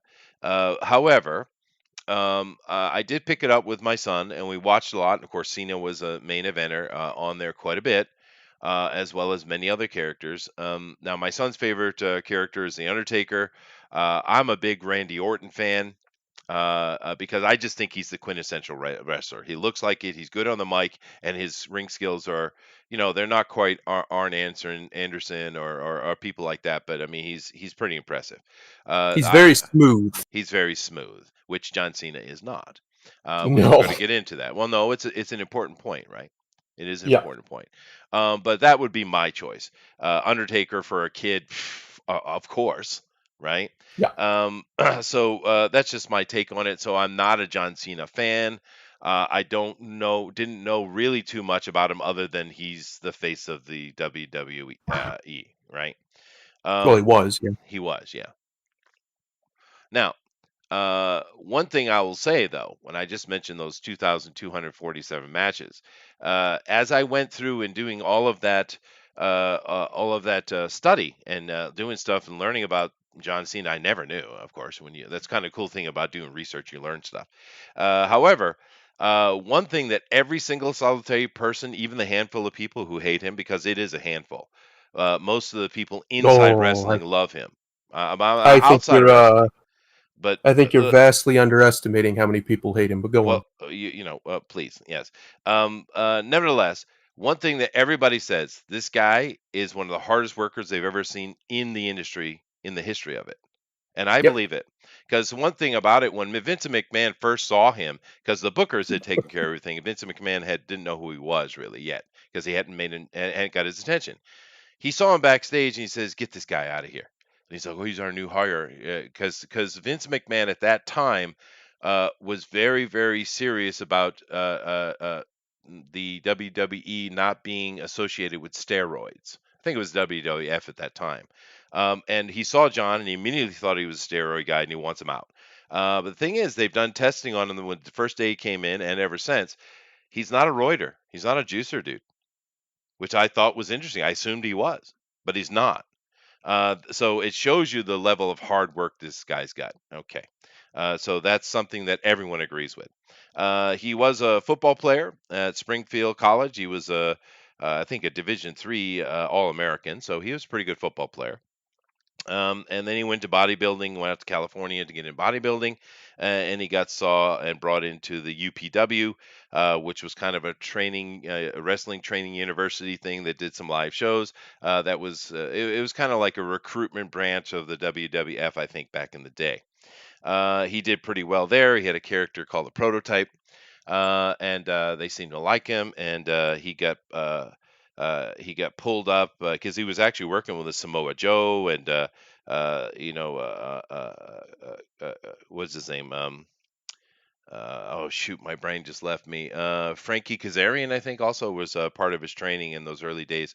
But he got brought up by Jim Ross, and he was put into Ohio Valley Wrestling. And for those of you guys who don't follow wrestling, the Ohio Valley Wrestling is kind of the single A league for the WWE. It's where they kind of train and create the characters, work them up so they'll be good enough for prime time, right? So he did in that, and he's working with Bruce Pritchard and all those guys over there. And he eventually got pulled up to, I think, SmackDown. That's where he went originally, if I recall correctly. However, he came out, and this was during Vince McMahon's ruthless aggression period that he was pushing. And it sounds like when John Cena was watching the promo that Vince McMahon did, it actually hit him. He actually was inspired by it, and he came on and he kind of hit off in his first matches. Who was he going against? He was oh damn it, it wasn't Arn Anderson. Who was his first match? Let me Kurt see. Angle. Kurt Angle, yeah, Kurt Angle. That's right. Thank you very much. Yeah, so he came out with Kurt Angle and he yelled in his face about the ruthless aggression or whatever it was. He had a good match against Kurt, and I imagine a lot of that was Kurt because Kurt Angle is considered widely as probably one of the best in-ring mechanics there is ever. So a lot of it probably was Kurt, but Kurt did give him props after he said, "Yeah, the kid's got potential," right? So he had a good debut, but things started going down because he was just this generic good guy. And then they created this. He was on a bus ride, and he was basically about to get cut. He's like a month away from getting cut, and he's figuring his career's over. And you had a couple of guys. You had Rey Mysterio and you had Rikishi were sitting on the bus, and they were just freestyle rapping, just having some fun on the bus. And he went over and sat down with him and started doing it. And I guess he was very talented. He impressed the entire bus. And Stephanie McMahon was like, "Where did you come up with all those lines?" He said, "I don't know, just made it up." And she challenged him to do it again, and he did. She said, "Can you do that live?" He said, "Sure." So they brought him on, and he did Vanilla Ice. There was like a Halloween party, and he was dressed as Vanilla Ice, and he started rapping it. People seemed to like it, and this is where the Thug Economics character, doctor of Thug Economics character, came from. Wait. Which is this character? Thugonomics, not Thug Thugonomics. Well, it makes more sense to me. Thug Economics, Thugonomics. But whatever. People seem to like this character. He was kind of R-rated. He was rough. He was a anti-hero, a bad guy. And what happened after a little bit was, I guess Vince McMahon noticed that a lot of kids were sending letters in about John Cena, and they decided to clean up his character, and he became this non-thugonomics guy, right? And that's when the fans started turning on him because he became a goody two-shoe character. Now, another thing about John Cena you might not know, this guy does a lot of charity. I mean, a lot of charity. There was a time where he was the most requested human on Make-A-Wish list, right? And he puts a lot of charity in. Clearly, he likes kids. He clearly enjoys supporting them. Every time I saw an interview with him during this, he always smiles and speaks glowingly about doing charity work. It's something he clearly likes. Great PR. Of course he does. It is good PR. And that's a good point because that's bringing to the point. He became the good guy, the John Cena you got that we all that I know best because I didn't see that Thugonomics stuff very much, just the end of it. The fans have been at him ever since, making various accusations. Now, here's the thing. I'm not going to give all the wrestler's career because I want Thundero to start speaking, and then I have other things I can interject. However, during my research, this is what came down for me. John Cena is a company man, 100% company man. He does whatever the boss says. That is what John Cena is. In general, when you listen to all these real conversations about John Cena with other wrestlers, in general, the vast majority of them like him. They enjoy working with him. They all agree he's not the best wrestler in the ring, although he can wrestle. I would agree with that. He's certainly nowhere near as smooth as a lot of those guys, but he's great on the mic. He's got a lot of charisma, and he pulls in a lot of attention, particularly from the kids. And I think a lot of the arguments against John Cena are because he's a company man. He does exactly what he's told. And you're probably going to disagree with this, but I think John Cena is not the baby face. I don't think he's a baby face. I think he's the anti-heel. I think is what he is, and I think Vince McMahon was quite genius in the way he left that. All that controversy, and obviously John has thick enough skin to be able to deal with it. But I think that's the problem. I think John Cena is not the guy who's up there talking to Vince. Hey Vince, give me another thing. Give me this, Vince. Give me this. Like we see with Hogan and so many other guys were just really throwing people under the bus for themselves. I don't see this happening with John Cena. In my opinion, But you, he's just doing whatever Vince tells him to do. But I'm probably wrong. you are. However, the other things that I'm sure are going to come up are, of course, here's the businessman John Cena version. The Alex Riley issue is certainly an issue that we still don't know what the Yep. hell happened with that. And the other real negative hit that I could find in my research is he slept with a lot of ladies. A lot of ladies. But honestly, I'm not going to hold that against him. No, I don't care about I'm not going to hold that against him. But that. there's As a long lot as he of ain't putting his people. dick in kids, I don't really care where he's putting No, his he's dick. not. But he enjoyed the Um, ladies. He did. He did. Anyway, that's the kind of general primer for John Cena. Please enlighten us, Thundero. okay, we're gonna start at the very beginning. John Cena came in to OVW after he was recruited from UPW, just like you said, Yeah. as the prototype. He stayed the prototype in OVW under Jim Cornette. One thing I'm going to give a shout out to Jim Cornette. I don't agree with Jim Cornette's politics. I think he's a complete liberal idiot. But when it comes to creating wrestling stars, there is nobody better. He's Yeah. better than Vince. He's better than all of them. The last 15 years of the top wrestlers in the world were all created and molded by James E. Cornette. Yeah. John Cena is no exception.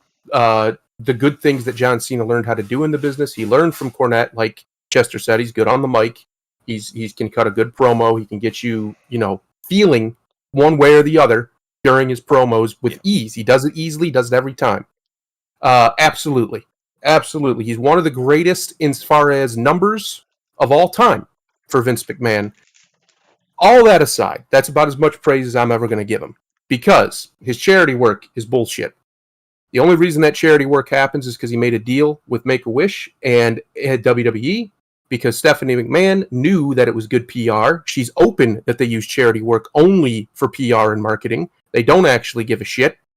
2, he loses all credit for me because during promos, in-ring promos where he's talking with another guy and they're talking shit to each other, he leaned on it was about 5-6 years ago, it might be even longer actually now, he leaned on the fact that he does all this Make-A-Wish as if that makes him a better wrestler.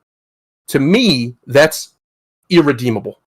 That is irreprehensible. Basically, what he just did is he took a bunch of dead kids or dying kids and used them as a shield so he couldn't be criticized.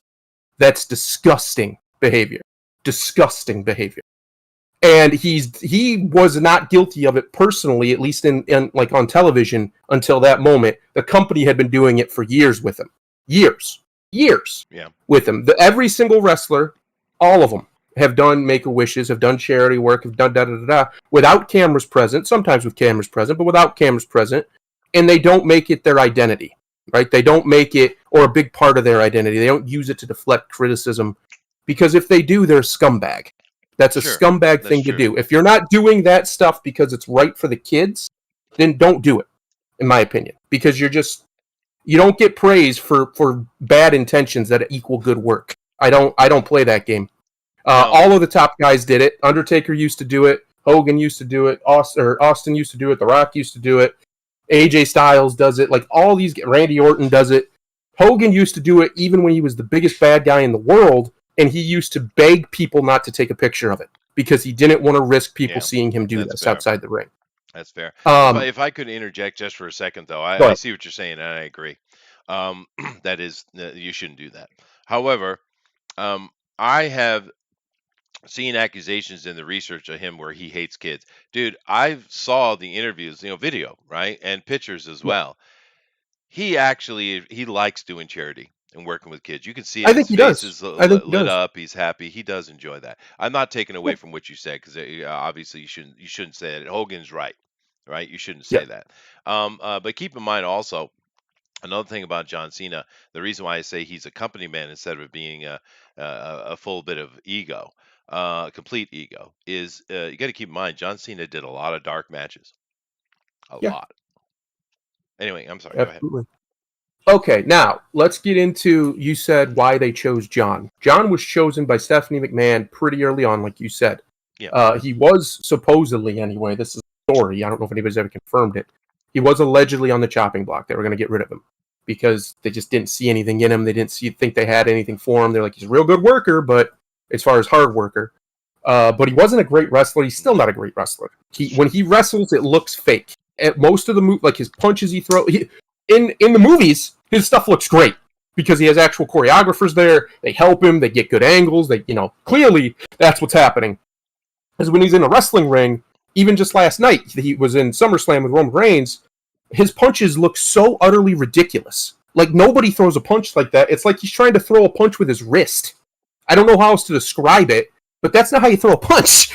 No, And he's not the greatest wrestler, though. That's for damn he sure. would do things in the ring, like say he was knocked down, right? And the guy is supposed to be a moment where you think he's going to get beat, and he'd just be looking at the ref, right in front of the camera, God and everybody, just staring at the ref, eyes wide open, not selling a thing, just looking at the ref, and then his arm comes up. Well, yeah, you're wide awake. Of course, your arm came up.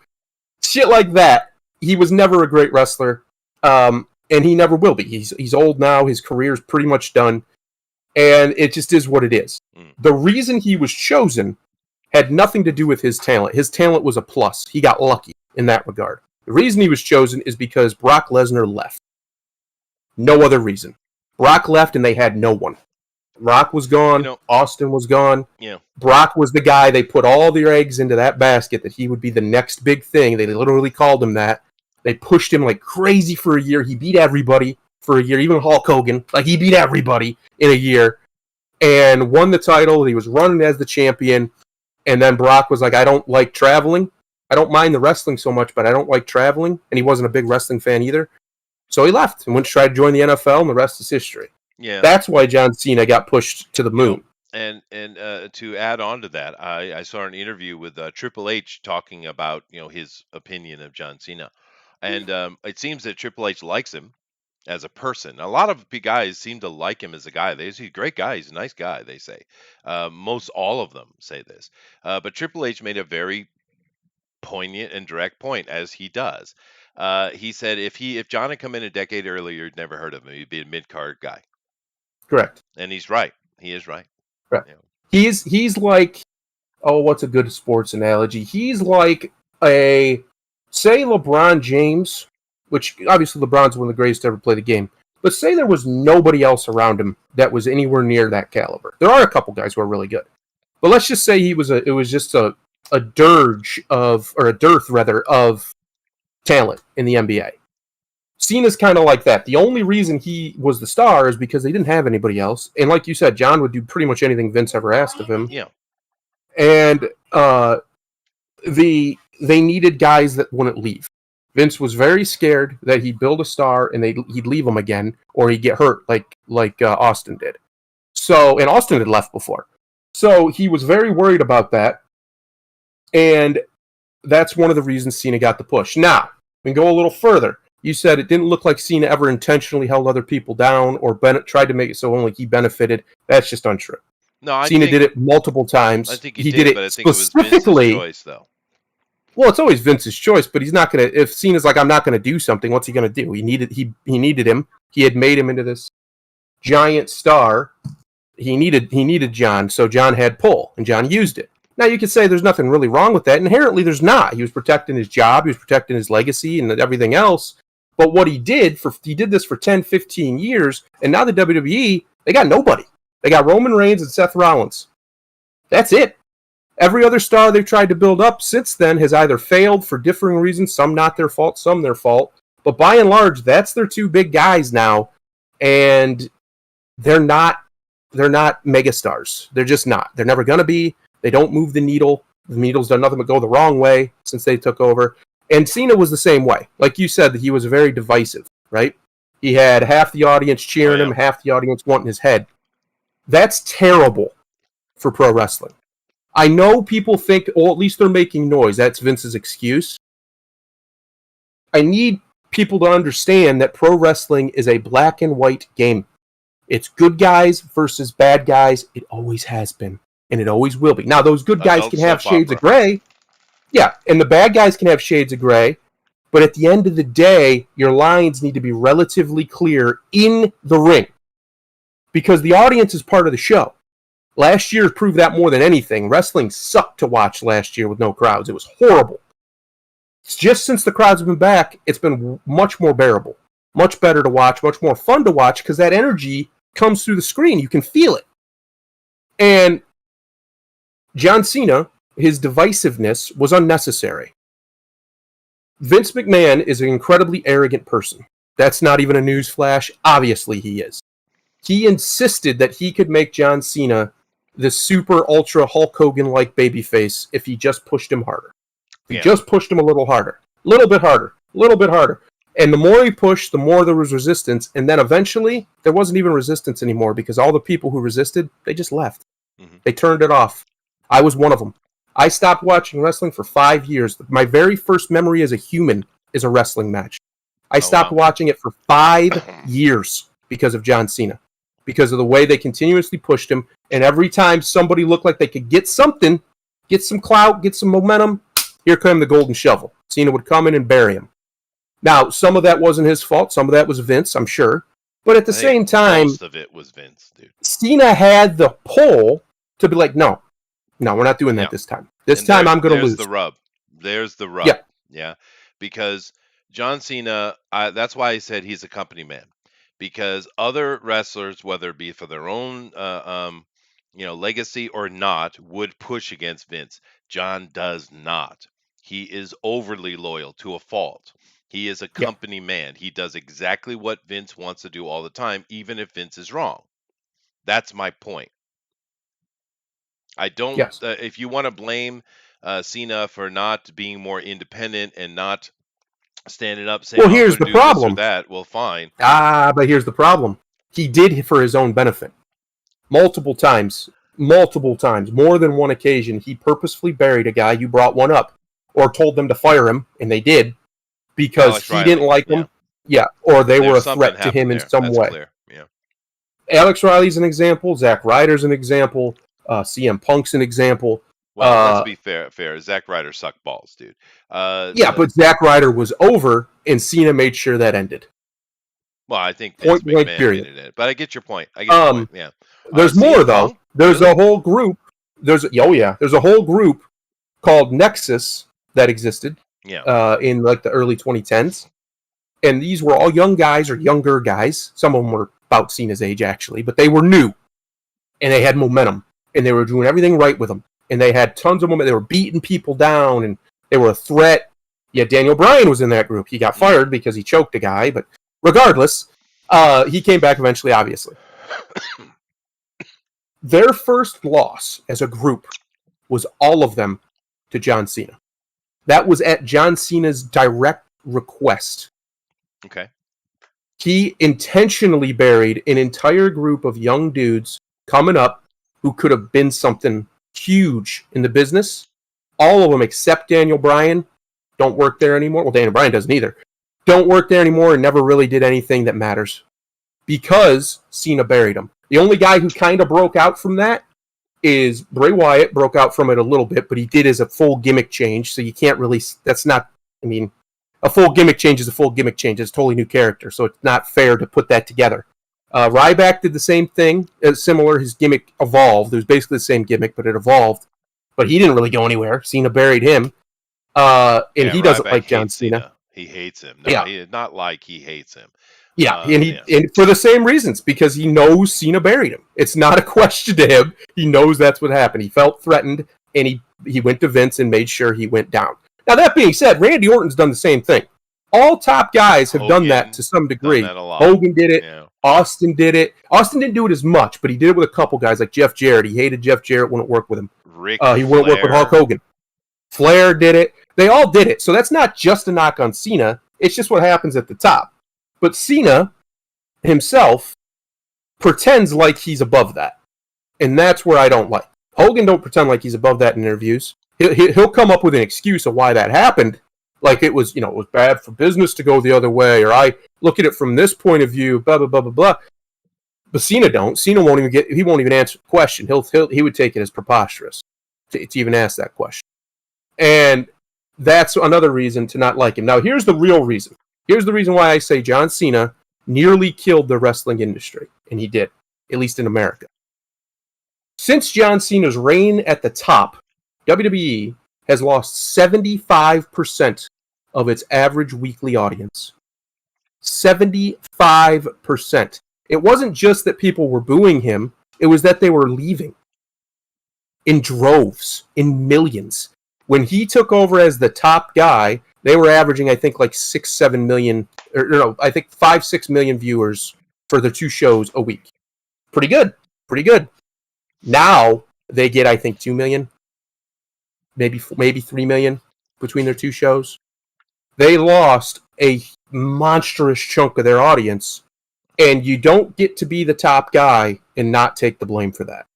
Even if it's Vince's fault too, if the company's doing well while you're the top guy, if you're a Hogan and the company booms, you get the credit for it. If you're an Austin and the company booms to its biggest it's ever been, you get the credit for it. Same is true the other way. If you're the top guy and the company contracts massively, now they're still making a ton of money because they found different ways of generating revenue, and Cena moved a ton of merch. But if you are the top guy and you lose a huge portion of the audience during your time, that's a failure by every metric that I would say matters, because all the money they're making now could be vastly increased if they still had that audience, or most of it. Right. It would be a force multiplier, and they'd be making even more money. Vince would be even richer. No, I get your point. I am curious what you think about the past 5 or 6 years of Cena, or 7 even, because he has been and his popularity has increased because they have him spending his time bringing guys up. He he did change. He did change. He didn't have a choice. Well, he did. But here's the thing. I get your point where the buck stops with him, I suppose. I think my whole premise is he's too much of a company guy, and Vince McMahon is the one that screwed it up. That's my take on it. Oh no. We can do a Vince one separately, because there's a whole lot of stuff with Vince McMahon. Vince McMahon's been around a long time. Good and bad. Sometimes he's a genius. Sometimes he's a blithering fool. Absolutely. But we have to separate the two, I think, because Cena as an institution is Cena as an institution. Fair enough. And I think if Vince had retired, it wouldn't have changed, because Stephanie and Triple H would have needed him for the same reason Vince did. They didn't have anybody. And Cena had enough charisma to sell stuff, and he did. He sold merch like crazy. There's no doubt. Nobody can deny it. He's probably the longest running ticket seller at that level for the whole company, because he just did it for so long. Now, as far as total per capita, Austin's still number one, followed by Hogan, followed by The Rock, followed by Cena. I'm pretty sure that's the four, just pure raw numbers. Those are your guys. Yeah. But absolutely. That being all said, I think Cena would have been where he was even if Vince wasn't there, because Stephanie would have made sure of it. And she was a Cena guy for a long time. There's rumors that they were banging, but those are rumors. It sounds like he fucked everybody, is what it sounds like. He's a little bit of a whore. Now, back to your question. Him in the last 5 years. He's been sparse, so okay. Him in his movie roles, I don't dislike most of the movies I've seen. I liked him in. He did a good job. But there's always a but, isn't there? 2016, I just was informed of this by our good friend Crypto Comics the other night. 2016, the WWE put out this very odd 4th of July video that effectively called anybody who doesn't see America, the average America, as a brown woman, a racist. I am not exaggerating. I'll show it to you later. And John Cena was the mouthpiece for it. Oh, he's definitely a mouthpiece. I'm kind of surprised you haven't got into his China shit yet. Oh, that was next. Cena has no problem selling out to anything. Anything. No, He he's a doesn't company man. care. He'll promote whatever the hell is necessary, whatever they tell him is necessary, whatever he thinks will push his dollar, his value higher. This is why he desperately apologizes to China and does those cringy videos in Mandarin. Not just the apology ones, but even just the other ones where he's like talking about eating ice cream. Like, what are you doing, John? You look ridiculous. You're in your 40s, bro. What are you doing? Cena as a person, I don't think he's a good person. And the reason I don't think he's a good person is because he will do absolutely anything Yeah. to get ahead. Oh, He he's a has shill. no scruples. He is a Yeah. shill. Yeah.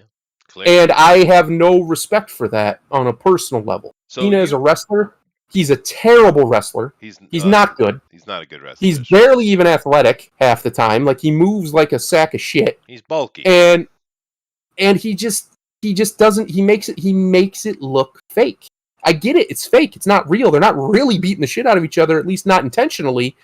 But it shouldn't look that way. When I watch it, I should be able to suspend my disbelief. When I watch John, it's like I'm watching a Power Rangers fight. Fuck no, Power Rangers is better. Way better. It's so bad, it looks so bad, and aside from a few exceptions where he's in there with actual genuine gods in the ring, like AJ Styles or Kurt Angle or Shawn Michaels, They make him look his bad. matches suck. They're so boring, they're so formulaic, and they all look so phony. So you wanted John to have more autonomy, and he's just the shill for Vince McMahon. I get it, and you're right, 100%. There is a little side note to this, though. I think when I went through, because I intentionally went and looked like Hannibal TV and things like that, and I looked for a lot of videos and interviews about wrestlers and what they really think about John Cena, right? And the overall, pretty much all the ones I saw, except for a couple of them, but almost unanimously, they like him as a person. He's a loyal company man, which probably is the problem. And Rey Mysterio, I think his comment was the best as far as regarding what you're talking about. He's like, I get what Vince was doing and Shawn Michaels was doing with them. So I guess it was Vince and Shawn Michaels that had made the Cena decisions. And he says, I get what they were doing with John, and John's that type of guy that does, exactly what he's told to do. And he's good for the company in that way. And all the booing and stuff, he says it's not really fair. John's just doing what he's told to do. However, Ray knows better than that. Ray knows better than that. He follows it up. And he says, however, in the end, you need to listen to your fans. Yeah, exactly. Ray knows better than... See, that was Ray being a company man. Yes, it was. Saying it's not fair that they boo him. No, Ray, it's always fair. If the crowd is booing you, you're wrong. Unless they're supposed to be booing And he you. said that. If they're... Yeah, I think so. It's what he was doing was he was being a company man there. He knew what he was saying. He knew what he was saying could be taken as an attack personally on Cena and the company. So he put that little bit in there to try and elite, like as a shock, like a shield, right, to protect from that criticism. And I have nothing but respect for Rey Mysterio. Rey Mysterio is a goat. A guy his size to be at the level he's been at for so long is insane. And he's nothing but respect for Ray. I think Ray's a wonderful dude. By all accounts, he's a good man. By all accounts, Cena is a nice guy. Yeah. But there's a difference between nice and good. And just because he's affable, and he is affable, you want to looking at him, you want to like him. He's not somebody who breeds contempt unless you have been around and watched him for a while. But just a general observation, there's nothing about them that's offensive to the eye in any way. So people want to like him, and he is charismatic and charming and all these things. But man, it's a smile that hides the devil, because this guy will stab you in the back. The only person he hasn't stabbed in the back is Vince McMahon, from what I can tell, and he'll do it with a smile on his face.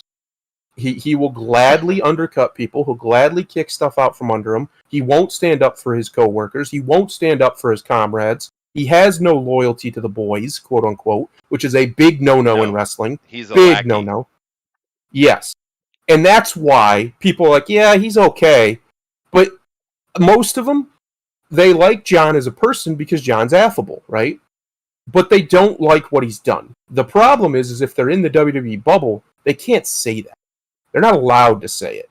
And the other guys who don't say it, they want a career as successful as John's, right? They want that money. They would love to have John's money. They'd love to have John's success. Yeah. So they're not going to come out and bury his career because they're not going to gain anything out of that. So the best way to handle the John Cena problem is to invalidate it, which is what AEW is doing. They're making sure they don't have a John Cena problem. If the crowd turns on something, they let the crowd turn on it. They don't try to force it, at least not yet. They might change that, but as of now, they haven't done that. Vince, True. I think, maybe, the reason why I say, again, I'm going to get back to this, why Cena nearly destroyed the wrestling industry, it's kind of like, my brain just lost his damn name, the comic book guy, Watchmen, who wrote Watchmen? The hell's his name? I know. My brain just went off. Eric, your job. Eric! I can't think. Well, that guy who wrote Watchmen, it's kind of the same, in the same vein. It's the effect that he's had. So, yeah, Alan Moore. Because of Cena's success, quote unquote, Vince is convinced that he can just push anybody whenever he wants, and it's fine. The crowd will just suck it up and take it. Well, that's not true, because as I said, they've lost about 75% of their audience under Cena, and lost even more now with the ridiculous shit they did with Reigns for the last 6 years. Roman Reigns is John Cena, but worse, and the only reason he's worse is because he comes after Cena. They tried to shove Reigns down everybody's throat. The fans utterly rejected it because they didn't want to go through another 10 years of a Cena-like character. They want to love the people they're supposed to love. They want to be behind. That's what we want. That's why we watch wrestling, is to suspend our disbelief and believe in heroes and villains for a minute. Roman Reigns is not likable, dude. Well, exactly. So eventually, Vince finally, I don't know what it took, but eventually he realized that the people want to boo him. Let him boo him. Give him a reason to boo him. Make him a bad guy. And guess what? They'll still boo him, but they'll like him more. Because as a fan, you like that he's a good heel. You appreciate his work, but you're still going to boo him because he's a bad guy, right? He's a piece of shit, that guy. Cena never got that. And Cena could have had that if they would have turned him. Now, in fairness to Cena, according to him, he was on board with turning. He wanted to go heel. He understood why people didn't like him. He didn't like it, to be honest. And they had everything set up and ready to go where it was going to happen, and Vince wouldn't pull the trigger. That one is on Vince all the way.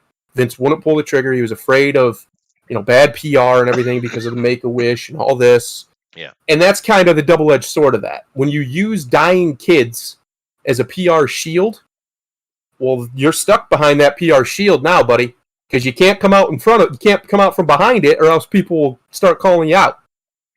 And that's why Cena's been stuck in this stagnated good guy, fake Marine, whatever the hell is. He doesn't even have a character. He's just a goof, a good goof. He's like a super Boy Scout. He's been stuck there because they buried their own grave. They dug their own grave. Yeah, he's out. I mean, well, he is. He's not going to be back full time. He'll probably be back for WrestleMania. But he was at SummerSlam last night. Him and Roman had a big match. I wouldn't say a good match, but a big match. And Cena's done. He'll never be anything more. I think as we get further from his career, more and more people will start to be honest. And especially since there's other places to work now where you can make good money, like AEW in Japan and other companies in America. People can afford to be more honest. Because you can't go against the golden boy and expect to work for the company. That's just not going to work, right? Like, that's anybody. That's any company. They got a top guy who's like the superstar of the company.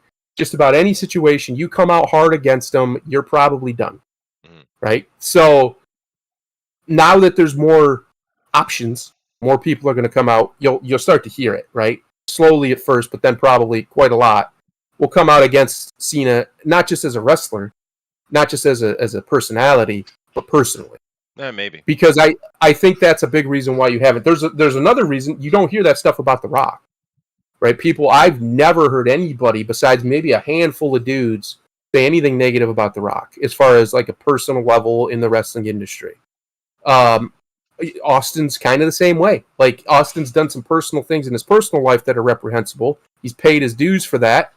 But as far as in the wrestling business, nobody shits on Austin. And that's partially because their careers were shorter, right? They got out, so fondness makes the heart grow fonder, or separation makes the heart grow fonder.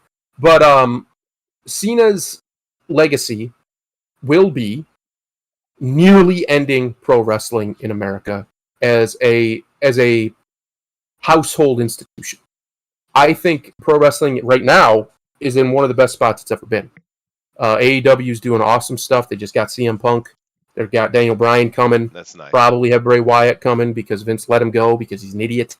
And all of these things are good for the wrestling business, and they're probably good for WWE, to be honest, because unless they're selling, which I think is what's happening, I really think that the moves they've been making the last few months means they're getting ready to sell the company. To China. They need a kick in the ass. Desperately need a kick in the ass. Yeah, that's fair. My final word on Cena: he was a disaster for pro wrestling, from beginning to end, because of what he represented, because of the people around him who tried to force him down everybody's throats for over a decade. No matter what people did, no matter what people said, no matter who came up, no matter how popular they were, no matter how good they were, nothing mattered. LOL Cena wins was a meme for 10 years because LOL Cena wins every time. It didn't matter. He kicked out everything. Lightning bolt could hit him. He'd kick out at 2. Didn't matter. Not 2.5 either. He always kick out right at 2. Just to bury the guy even further. He just hit a big move because he's incompetent in the ring and doesn't know how to kick out at the last second like a Kurt Angle does, right? Where it's the guy's hand's a millimeter from the mat for that 3 count and Kurt flings his shoulder up. Stuff like that. Cena isn't capable of that because he's trash in the ring. Yeah, he's not a good wrestler. I think the last word on Cena, real quick, the last word on Cena is he was a disaster. He did well. He got himself an acting career, made a bunch of money. Vince made pretty good profits off of it in the end, even if he lost most of his audience. But for the wrestling fan, especially anybody who was before Cena, not a kid watching wrestling, he killed the wrestling business for a long time. And I'm not going to let him get away with that just because he's got a pretty smile. All right. Fair enough. I don't disagree with you. I think I just put more blame on Vince than him, but I get you. You're not wrong. Combo Bob had mentioned that Kurt Angle should have been pushed instead of him. Kurt Angle was hit with a bag of ugly hammers, dude. There's no way he's the main face of the WWE. No, the person who should have been pushed was his rival for the first part of Cena's rise, which was Edge. The only reason Edge wasn't the top guy was because he was too skinny. That's it. If he was built like Cena, he would have been the top guy. Yeah, no, I get your point. But I like Kurt Angle. He's way better in the ring, of course. But one of the best wrestlers, the unsung wrestlers, is Goldust. Yeah, that guy is phenomenal. Phenomenal. Legitimately, he's one of the best to ever as a worker. One of the best ever, and he always was. He was called the Natural. He still is. And he's in AEW, and that's what they call him. And because he just got it. He understood how to do it, and he did it well pretty much from day one. Yeah. That's another example of Vince McMahon. He holds grudges for a very long time. Yeah. And Dustin Rhodes was never going to be anything more than a B+ player at most for him, regardless of what he was built like, because he was a Rhodes, and Vince doesn't like them. So. No, that's fair. I can put a silver lining on this, though. If it weren't for all the stuff that Cena had done, these other wrestling agencies trying to come up and make something of themselves like AEW would have never happened. Well, yeah, because WWE wouldn't suck. I'm just saying. There is a silver lining, right? There's a silver lining to WWE's sucking massive dong, and that's the fact that other people are like, you know what, we can do better. And they did. And that's good. And I'm glad to hear that some bigger guys going up AEW because that was basically like the junior league here for from the beginning, Yeah. very little dudes. But that's okay. They're usually more athletic in the ring anyway. Eric, do you have an opinion on this whole thing? No. Alrighty then. That silent. Uh, I Hello, haven't watched silence, wrestling. old friend. I mean, it was Oh. before Cena got into it. Yeah. fair enough. He watched it when it was still good. Yeah. Well, that's And to be honest, Vince had done this before and failed with trying to push a guy, even though the audience didn't want him, with like Lex Luger and them. And if it wasn't for WCW, when Luger jumped ship to WCW, he might have kept trying with Luger. All throughout the early 90s. I mean, the early 90s wrestling, yeah, it was goofy and zany, but good lord, was it bad. Most of the time, not always. yeah, And I missed that. So I loved late 90s wrestling, obviously, Attitude Era. I was a teenager then, perfect storm. I think we're not heading back to an Attitude Era. It's never going to be that edgy again. But we're heading to a place where hopefully it gets taken more seriously. I think that a lot of the lapsed fans stopped because they didn't feel like it was being taken seriously. Right? It turned into a total kids show for kids at all times. Yeah. And pro wrestling was never that. Not really. I mean, yeah, there was times when it was more kid focused, family focused, but it back in the day, it wasn't that at all. Like, it was adults. That's who was there. Usually men, sometimes ladies too. But it was, it was something a bunch of drunks would go watch, right? Like, right back in the day, it that's was. true. That is. It true, wasn't man. about the chillins at all. No. And I think there's a balance there, and I think AEW is trying to find it, That's where cool. you can have a younger audience and still have a mature audience with them. Yeah, no, I was in the transition of that. I remember, from the from like the late 70s, I started watching wrestling. And by the mid 80s, it was definitely more family oriented, right? Yeah. Because I always watched wrestling from as a kid, and then I didn't, and then I watched again because my kid liked it. So we watched together. However, one incredibly lost opportunity, I think, coming out of the Attitude Era was not having Triple H beat Conan the Barbarian. No, I'm serious. Hell, he dude. could probably I'm not still pull that joking shit at off. all. He's still shredded. I mean, give him- maybe you give Conan the him- King, but I mean, come on, You dude. give him, Perfect. you give him enough notice, he could probably put on some mass again. Especially since he's not wrestling, he can roid up if he wants. And yeah, he could probably still pull that off. He's still in great shape. Triple H, he's still You know what shredded I mean, to though. like. That Oh, was he a was missed huge though. opportunity, He was dude. so bulky. Missed opportunity. Yeah. Yeah, he could have played. He could have done a good job. Problem with Triple H is he's not a great actor. He's good at pro wrestling acting. He's good at promos and stuff like that. Well, he's pretty good at them. But everything I've seen him do outside of it is just not good acting. And Just now, get a good granted, for director. Conan, he doesn't need to be a good actor. I mean, Arnold Schwarzenegger, come on. But just saying, I'm just putting that out there that if you're looking for a good performance in the Conan universe, don't look to his acting chops. Look to his physical ability, because that's what you're going to need anyway. Yeah. I mean, other than his hair color, I think he was perfect for it. But nevertheless, well, there's John Cena. I get it. I think you and I agree. We just put the blame in different places. I think everything you said is true. He's just too much of a lackey is the problem. And Corporate stooge. He's a corporate stooge. That's exactly what he is, and I think that's the whole problem, 100% right there. Whether you blame him for that or for not having more autonomy, or Vince McMahon for making a silly moves, which he's done many, many, many times. Oh my God. Whatever. That's John Cena. Some positive things is, I don't think he's an evil person. I think he's a pretty good guy. He's just a lackey. He's ridiculously strong. I mean, legitimately strong. Yeah, he is. Yeah. Yeah. And he's not roided at all. That's all natural. Jesus, dude. Talk about blessed. I didn't even really get to the China stuff because to me that's just icing on a shit cake. The China stuff, is just another example of what we're talking about. Yeah, yeah. He's it's not exactly. going to ruffle the guys at the top's feathers. No. And if he feels China's the guys at the top now, which the movie industry they kind of are, he's not going to do anything to intentionally ruffle their feathers. He's just not.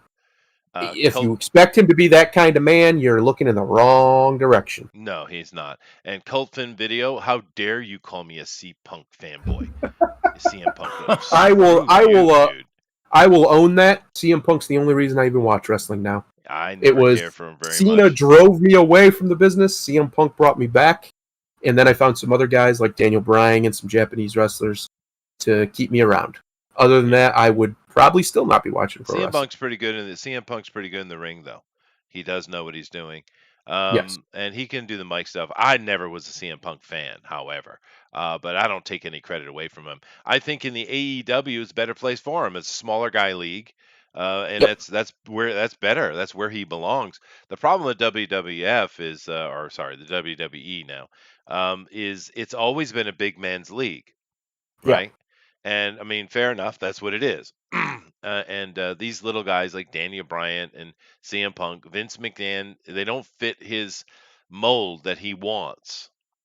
That's the problem, and that's why he goes after them a lot and causes a lot of angst and trouble. And another problem, Vince McMahon is a problem because his ego just can't get the hell out of the way, dude. So many times. Vince should have retired at least 15 years ago, and I'm not even at least. He's completely devoid of good ideas now. He doesn't care what his audience says or thinks, and he's not going to change. That company, I mean, CM Punk's pipe around promo, it's not going to change until Vince McMahon's dead or retires, and that's just the truth of it. And even then, it's probably still not going to get better. Because, I mean, I like Triple H, but he doesn't have the stroke in that company that people, for some reason, want to say he does just because he's a son-in-law.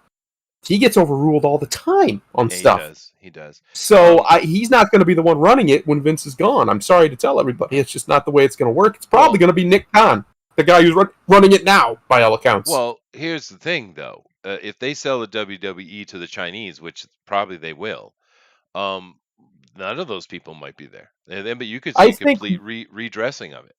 I think they're going to sell it to NBC. That would be the one that makes the most sense. They're the ones they have most of their deals with. I mean, they have Fox too, so technically maybe it could be Fox or Disney, but I think it'll probably be NBC. But even then, all you're going to get is woke wrestling. I mean, AEW has some woke elements to it, like, they have a tranny wrestling, and they had that Sonny Kiss guy. But by and large, it's just a wrestling show. Granted, there's plenty of things to criticize, but it's mostly just a wrestling show. I think if they sell to one of these big media companies, whoever, it's gonna get so woke, dude. It's gonna get, oh man, it'll be. I might even be wishing for Cena to be back. Like, it'll be that bad. Because as Donald John Trump just famously said, everything woke turns to shit. He did. Good on him, and he's right. That's for sure. But I guess we'll finish today with Eric's comments on John Cena being an absolute epic level lecher. Eric? Nope. No? Can you hear me? We can hear you a little bit. Your mic's having bad troubles today. I don't know what's going on. So, yep, I'll agree with Thundera. Let's go with. Yeah, no, I mean, he is right. It is all true. And I guess just wish John would have been a little bit more independent, I guess. Nevertheless, he should have stood up. All he should have done is stand up for some of the guys underneath him. Yeah. Just occasionally. If he'd have done that over the 15 years where he was on top, he would have stayed on top. His position was never really threatened. He would be looked at a lot more favorably in my eyes and a lot of the audience. But he didn't do that. Every time somebody was coming up, they fed him to Cena, and Cena squashed him. Rusev, fucking Wyatt, ran him out of the company. Squashed him so bad. Ryback.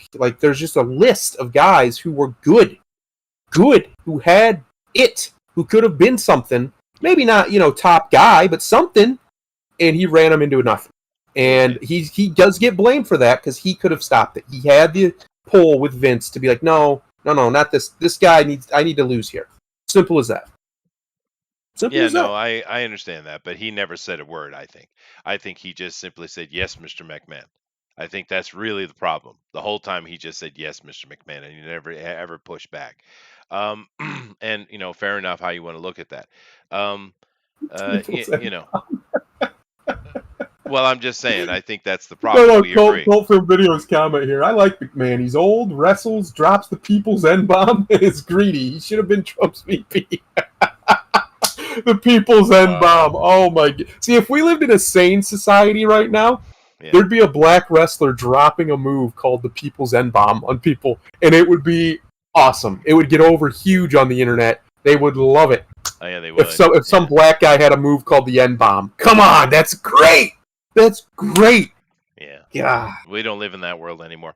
Nope. Anyway, all right, guys. Thank you all very much. We'll see you tomorrow for comic book news. We do have a couple things to talk to. I'm got the dig, I think. But yeah, we'll definitely have some things to talk about. Thank you all very much, and we will see you later. Bye. Bye.